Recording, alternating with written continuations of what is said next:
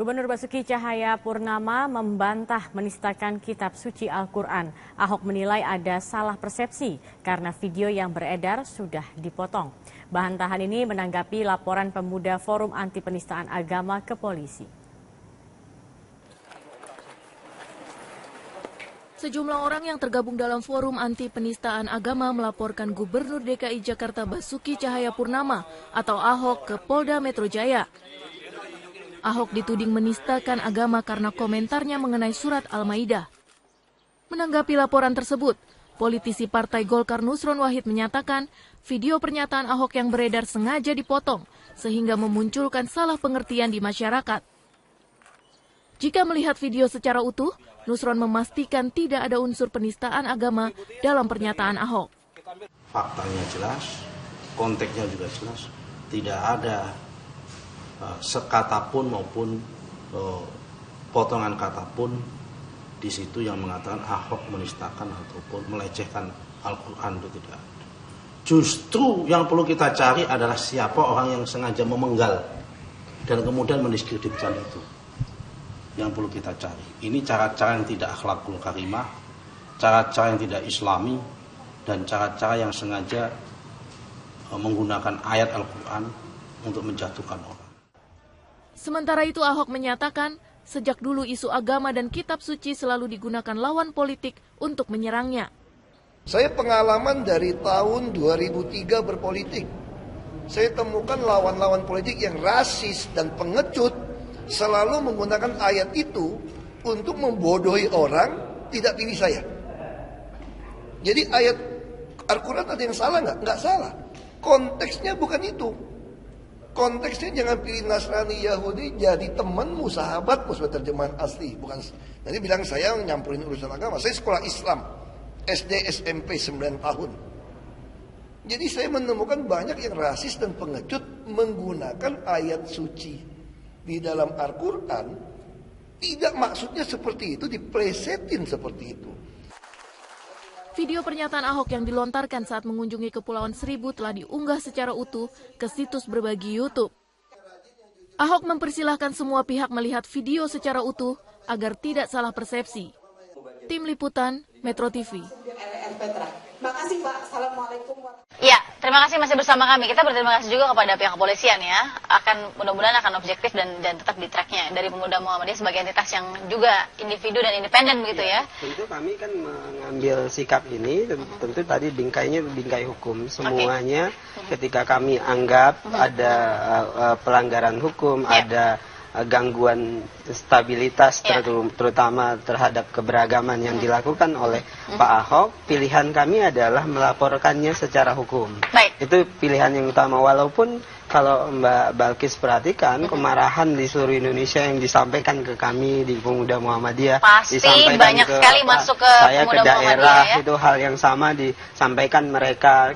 Yang saya sampaikan ke mereka tentu teman-teman sabar saja. Tentu kita akan melakukan langkah-langkah hukum dan itu yang paling bijak.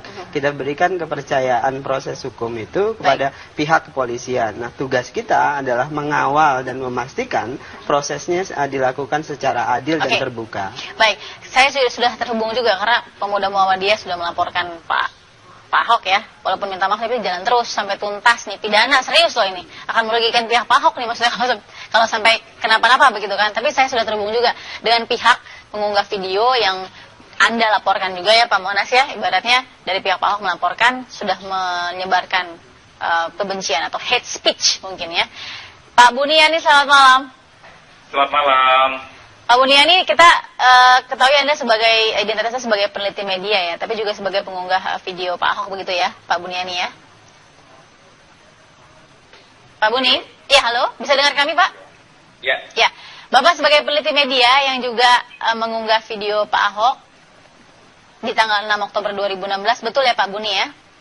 Betul. Nah, Anda sudah melaporkan balik ternyata pihak dari Pak Ahok, yaitu bidang hukum Al-Monas Haidit yang ada bersama kami saat ini. Ya, oke. Nah, ini karena apa? Boleh dijelaskan secara singkat, Pak Uni? Kenapa melaporkan balik? Itu saran ini, pengacara kami yang 20 orang ya, yang diketahui oleh Pak Aldrian itu, Pak Kang Oki, Pak Aldrian. Nah, jadi karena setelah dihitung-hitung untung ruginya, apakah tidak melapor atau melapor, itulah yang tadi kita lakukan. Sebetulnya kalau sebenarnya saya tidak mau melapor, karena kan saya tidak mempunyai kepentingan apa-apa. Ya udah gitu loh. Oke, jadi tetap melapor begitu Pak Buni ya? Betul, gitu kan. Tadi kami melapor akhirnya karena itu atas saran itu aja. Anda tidak merasa menyebarkan hate speech? Lah itu dia, makanya yang harus diluruskan gitu, langsung di framing bahwa saya ini penjahat itu loh sama media. Gimana sih? Ini kan masih harus diketahui dulu apa motivasi saya, dari mana saya dapat video. Video sudah beredar luas dan memang mempunyai unsur yang sangat sensitif.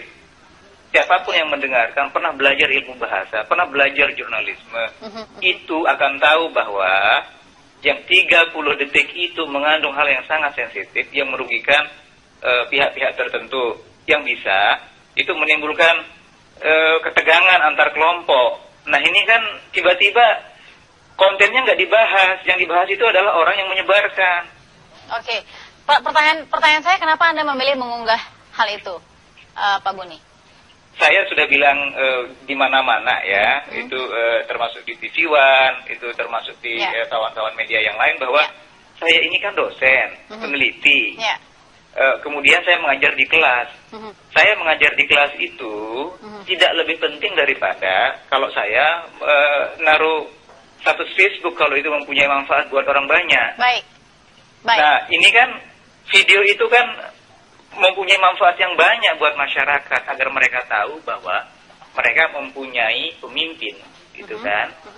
Gubernur DKI itu mestinya nggak kayak begini loh. Mestinya kan dia harus sensitif sama sama kepercayaan orang. Jadi murni kritik begitu bagi Anda ya, meskipun kontennya atau substansinya mungkin akhirnya membuat Anda dilaporkan oleh pihak dari hukum Pak Ahok begitu ya, Pak Buni? Ya, itu kan resiko, Mbak. Resiko di mana-mana ada resiko. Kita jalan di jalan raya aja bisa ketabrak kan, tidur aja orang bisa mati. Nah, ini juga saya kan resikonya ini kan tahun politik. Kita diam-diam aja itu bisa dituduh mempunyai afiliasi politik. Nah, tapi kan saya udah berkali-kali bilang, saya ini dosen. Baik, Pak Buni. Penelitinya dia. Baik, saya ingin dengar dari Pak Moanas. Pak Moanas, bagi Pak Buni, dia mengunggah ini banyak yang mengunggah sebelumnya gitu. Iya, silakan saja. Yang pasti bahwa... Kenapa pilihnya Pak Buni? Yang lain sebelum Pak Buni atau mungkin sesudahnya tidak dilaporkan misalnya? Ya, nanti kan makanya ini kita serahkan ke proses hukum. Karena sehubungan bahwa kita punya bukti. Dan kita bisa membuktikan Pak Buni melakukan itu. Terserah nanti orang kemudian dapat dari mana, nanti biar proses penyidikan yang akan berjalan. Makanya kita lebih memilih laporkan daripada kita memposting segala macam, karena ini berkaitan dengan isu SARA. Nah ini yang kemudian kita menyesalkan sikapnya Pak Buni, karena Pak Buni lebih memilih tidak melaporkan, tapi dia lebih memilih menebarkan. Apalagi profesinya dosen, peneliti. Maksudnya Anda berharap Pak Buni artinya melaporkan kan dia tahu itu loh bahwa ini ada resiko. Seperti pemuda Muhammadiyah melaporkan itu. Nah iya. Nah gitu sekarang Anda dilaporkan balik oleh Pak Buni bagaimana? Nah justru itu harapan kita. Artinya kalau memang ada warga negara yang merasa dirugikan, ya lebih milih ada proses hukumnya dong. Laporkan saja. Gak usah kita menentukan salah atau benar, ada pidana atau tidak. Itu karena nanti polisi akan menyimpulkan. Kan jadi, itu yang memang kita harapkan. Jadi Anda malah menantikan dilaporkan oleh Pak Buni begitu ya? Iya. Artinya begini, ini kan resiko negara hukum. Artinya kalau memang ada, apalagi tentang persoalan SARA. Kan itu yang kita serahkan dari Pak Buni kan. Kenapa dia kemudian menyebarkan dari yang seharusnya 1 jam 48 detik menjadi 31 detik. Kemudian dia menambahkan di sini ada tulisan-tulisan yang kemudian frasenya itu berbeda dengan isi video. Kemudian nanti loh kita juga menemukan ternyata Pak Buni juga pernah menyebarkan form registrasi pasangan calon. Ini kan kita menduga jangan-jangan Pak Buni ini adalah pendukung pasangan calon lain. Kalau ini kemudian terjadi, ini adalah black campaign. Nah ini sangat berbahaya. Baik, Pak Buni. Karena kompetisi ini kan 5 tahun. Oke, Pak Buni, tanggapan terakhir dari Anda, silakan. Iya, ini memang kita sedang belajar demokrasi, ya. Jadi silahkan ini berlangsung dan saya sebagai warga negara yang baik akan mengikuti proses ini. Yang jelas bahwa mari kita sama-sama melihat apa sebetulnya substansi dari video tersebut. Bahwa substansinya adalah bahwa kalau pejabat publik itu mestinya berhati-hati. Pejabat publik itu dibayar oleh uang rakyat. Baik. Nah, saya ini warga negara loh. Jadi gaji saya itu sebagai dosen dipotong tiap bulan. Baik. Nah, apakah saya tidak boleh nih mengkritik pemimpin saya? Meskipun saya tinggal di Depok, berarti kan tiap hari saya datang ke Jakarta buat mengajar. Baik, Pak Budi. Kayak gitu. Jadi Baik, apa Pak namanya? Jangan dibolak-balik. Yang sana yang menyebarkan itu nggak pernah dibahas. Terus saya yang penyebar kesekian itu langsung di gap gitu loh. Kayaknya saya jadi penjahat banget gitu. Memang bego banget. Jangan Baik, gitu. Pak Buniani, terima kasih sudah memberikan tanggapan Anda dan waktu Anda di Apa Kabar Indonesia Malam. Kita akan sambung lagi di segmen terakhir. Kita ada di bagian akhir ya Apa Kabar Indonesia Malam. Saya ingin dengar kesimpulan dari Pak Muanas. Pak Muanas, Anda sudah saling melaporkan ya, tapi begini, apa sih intisari dari masalah Pak Ahok minta maaf sekarang dan masih berlanjut loh, ternyata oleh pemuda Muhammadiyah? Iya, kalau prinsip kita bahwa kita tetap balik kepada konstitusi ya. Artinya kalau memang menganggap bahwa netizen seolah-olah pemerintahan itu dianggap kebebasan berbicara. Nah ini kan yang kami prihatinkan gitu. Karena dalam menjalankan hak dan kewajibannya, itu konstitusi juga menyebutkan bahwa seorang harus tunduk terhadap pembatasan yang diatur oleh Undang-Undang Dasar. Oleh undang-undang ya. Undang-undang tentang ITE saya kira sudah memberikan batasan. Bagaimana orang kemudian kalau dia memposting sesuatu yang terkait dengan persoalan SARA itu ada konsekuensi hukumnya. Jadi masih terus akan dihadapi begitu ya? Nah itu yang inilah. Tapi kami berharap bahwa semua yang terjadi dalam proses ini, saya kira kita jangan mengambil alih tugas polisi atau mengambil alih tugas pengadilan untuk menentukan salah atau benarnya seseorang. Kita manfaatkan saja ruang pengadilan dan persatuan-persatuan itu jauh lebih dikedepankan. Karena ini kan kompetisinya berlangsung selama 5 tahun. Nanti juga kita akan ketemu lagi gitu loh.